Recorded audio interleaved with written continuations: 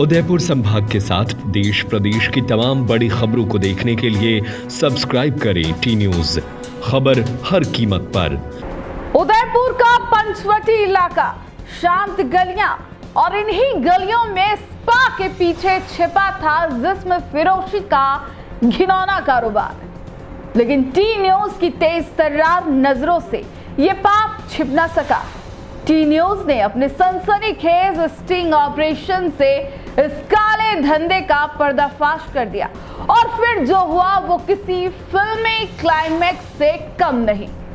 T news पर खबर का प्रसारण हुआ और उदयपुर हिल उठा। उदयपुर के पंचवटी इलाके में स्पा की आड़ में चल रहे अवैध कारोबार की यह खबर आग की तरह फैली। कॉलोनी के शरीफ लोग सन्न रह गए। उन्हें अपनी कानों पर विश्वास नहीं हो रहा था कि उनके पड़ोस में इतना घिनौना खेल चल रहा था। खबर की आग को और हवा दी कांग्रेस के दबंग पूर्व पार्षद अजय पोरवाल ने। टी न्यूज के खुलासे की गंभीरता को समझते हुए पोरवाल तुरंत हरकत में आए।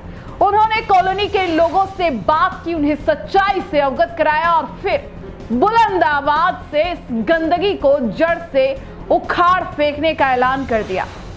अजय पोरवाल के नेतृत्व में पंचवटी के जागरूक नागरिकों ने उस मकान को घेर लिया जहां ये अवैध स्पा सेंटर चल रहा था। उनके एकजुटता के आगे अय्याशी के सौदागरों की एक न चली। देखते ही देखते उस मकान के दरवाजे बंद हो गए और स्पा की आड़ में चल रहा जिस्म फिरोशी का ये अड्डा हमेशा के लिए बंद हो गया। टी न्यूज का साहसिक स्टिंग ऑपरेशन और अजय पोरवाल की त्वरित कार्रवाई ये साबित करती है कि अगर सच सामने आए और लोग एकजुट हो जाए तो किसी भी बुराई को हराया जा सकता है। ये जीत सिर्फ पंचवटी की नहीं बल्कि पूरे उदयपुर की है, जो अब चैन की सांस ले सकता है। टी न्यूज का संकल्प था गुनाह को बेनकाब करना और हमने कर दिखाया।